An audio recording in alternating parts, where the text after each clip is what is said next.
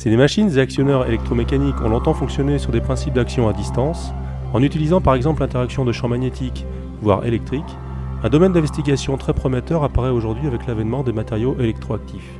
Cette nouvelle famille de matériaux permet une conversion d'énergie qui s'opère au sein même de la matière.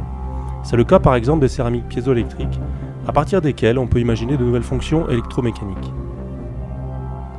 Dans le cas des matériaux piézoélectriques, il existe un couplage intime entre le champ de déformation et la polarisation électrique qui est produite au niveau d'une maille cristalline élémentaire, comme par exemple dans le quartz.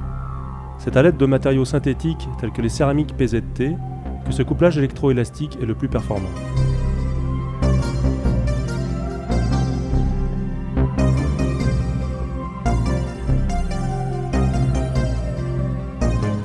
Dans ces céramiques PZT, le couplage se manifeste par trois effets élémentaires que l'on pourra combiner à souhait, à savoir le mode longitudinal, transversal ou de cisaillement.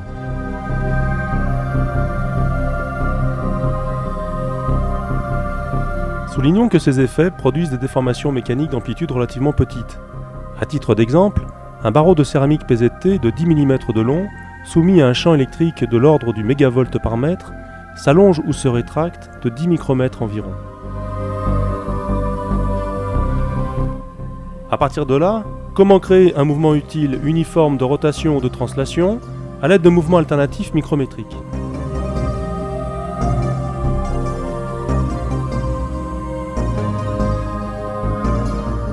La première approche consiste à essayer de cumuler dans le temps ces déplacements, comme par exemple avec ce système de cliquet idéalisé.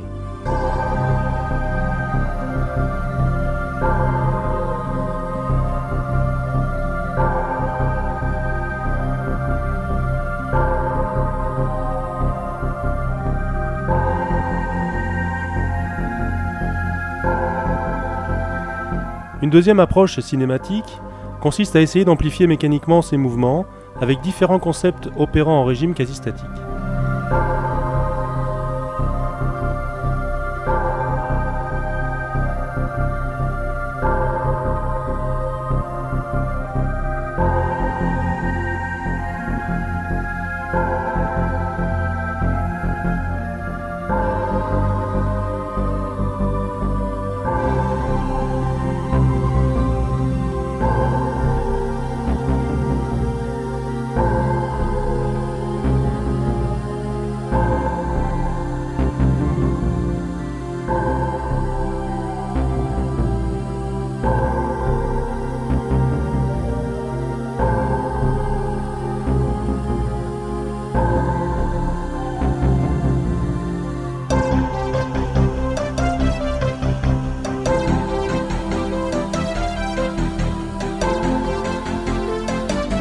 Une dernière approche très intéressante consiste à utiliser la résonance qui permet d'obtenir des déplacements largement augmentés par rapport au système quasi-statique. En effet, les facteurs de qualité au sens de la résonance mécanique de ces matériaux permettent de multiplier dans un rapport de 100 à 300 les amplitudes vibratoires.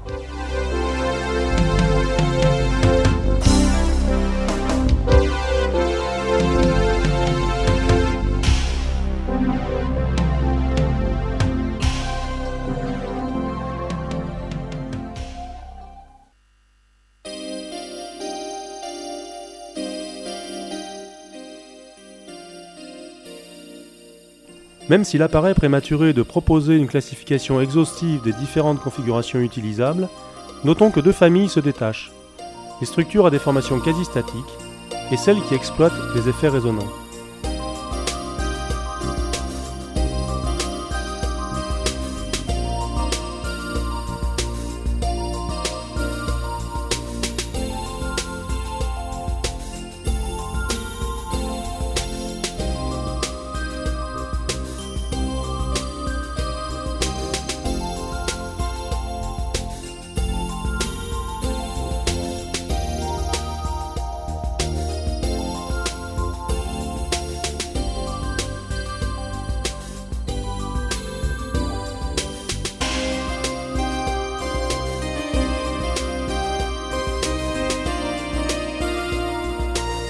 Par nature, les entraînements quasi-statiques, grâce aux coefficients de frottement relativement élevés avec lesquels il est possible de travailler, donne lieu à des structures de machines privilégiant les efforts élevés, mais à basse ou très basse vitesse, de par leur faible déplacement.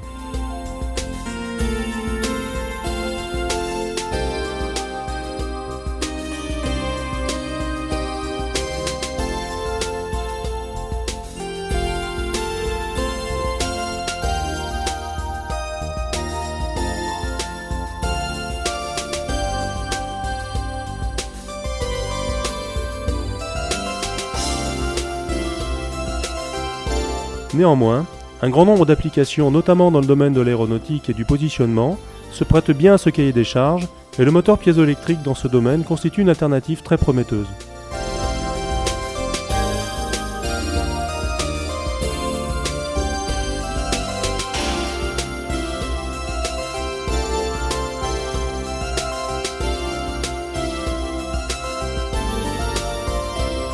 En revanche, lorsque des vitesses de rotation plus élevées sont nécessaires, l'entraînement en mode résonance semble être la solution privilégiée.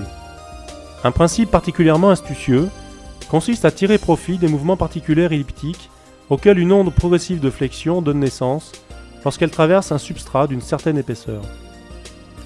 Par ce biais, il est possible de communiquer à une pièce maintenue en contact contre le stator vibrant une vitesse de l'ordre du mètre par seconde. Comparativement, la vitesse de phase de l'onde, qui se propage sur un substrat en bronze, est 1000 fois supérieure.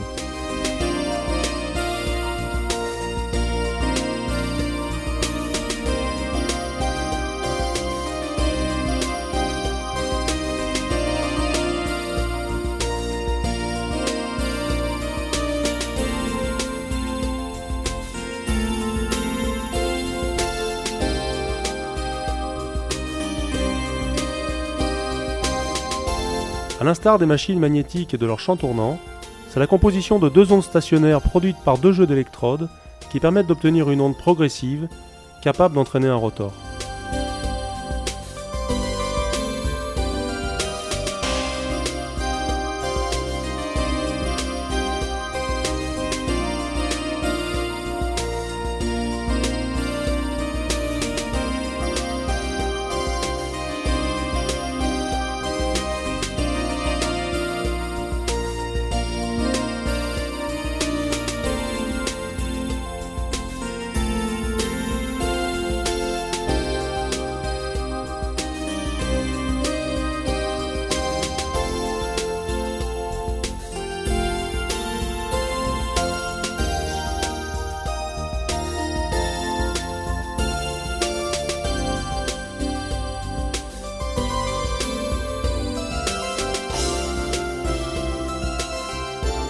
Au-delà de l'architecture initiale, il existe d'autres variantes dédiées par exemple au positionnement, comme le fonctionnement en mode pas à pas, ou encore la coopération de deux ondes progressives.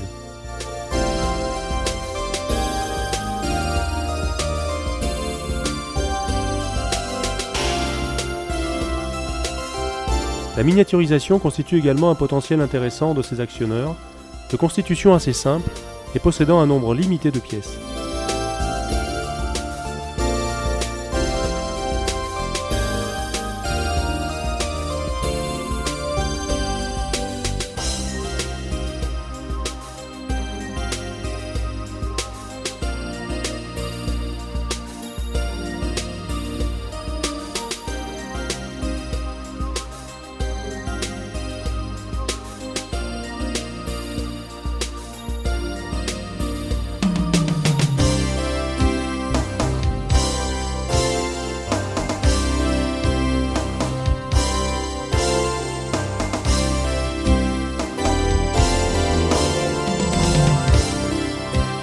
Grâce à ces nouveaux concepts, il est également pensable de combiner différents effets afin d'obtenir des actionneurs à plusieurs degrés de liberté. On peut également chercher à obtenir des fonctionnalités relativement évoluées avec une seule et même structure électroactive, comme dans le cas de cet actionneur plan.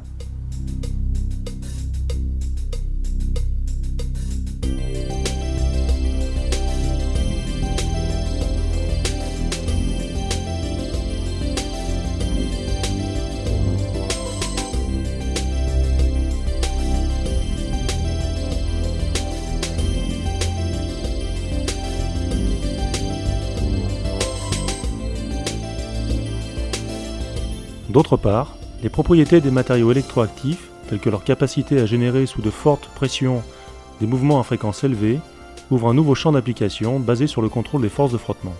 On peut alors parler de lubrification électroactive. Le contrôle de l'effort tangentiel est basé sur le concept de glissement partiel, qui se caractérise par une relation linéaire entre l'effort tangentiel et le déplacement relatif, tant que celui-ci est suffisamment petit. Si l'accommodation élastique n'est plus assurée au contact, les zones en périphérie du contact glissent et l'effort tangentiel n'est plus proportionnel au déplacement. Pour des mouvements de grande amplitude, le contact est en glissement total. Celui-ci est alors caractérisé par le coefficient de frottement dynamique. Contrôler la force de frottement consiste alors à rester en régime de glissement mixte à l'aide de vibrations produites au contact. Ainsi, agir sur le coefficient de frottement nécessite dans la plupart des cas une amplitude de quelques micromètres et une fréquence d'excitation de l'ordre de la dizaine de kHz. Les matériaux électroactifs présentent alors une réponse pertinente à ce type de cahier des charges.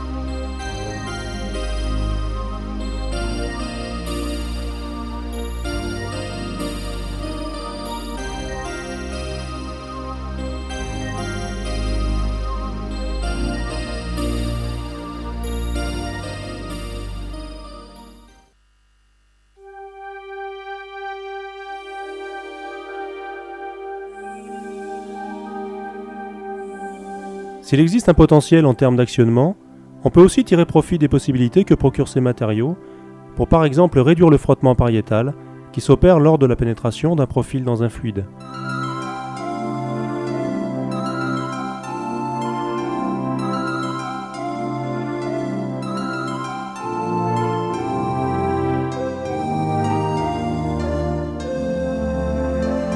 Appliqué au domaine de l'aéronautique, il s'agit ici par exemple d'enrayer les phénomènes de turbulence sur les voilures d'avion afin de réduire les forces de traînée correspondantes.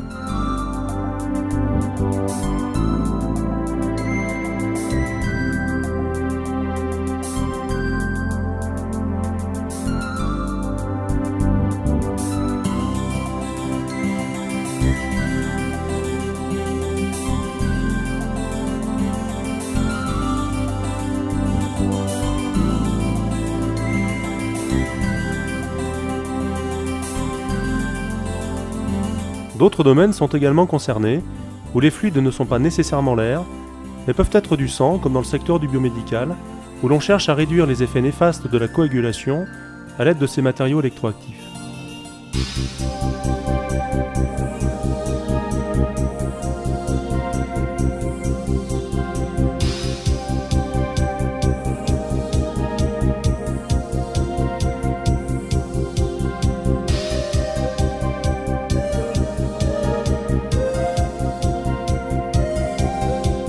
Cette expérience, basée sur un circuit d'assistance circulatoire, montre l'influence des vibrations d'origine piézoélectrique sur des particules stagnantes, à la divergence d'un raccord médical dans lequel circule un fluide.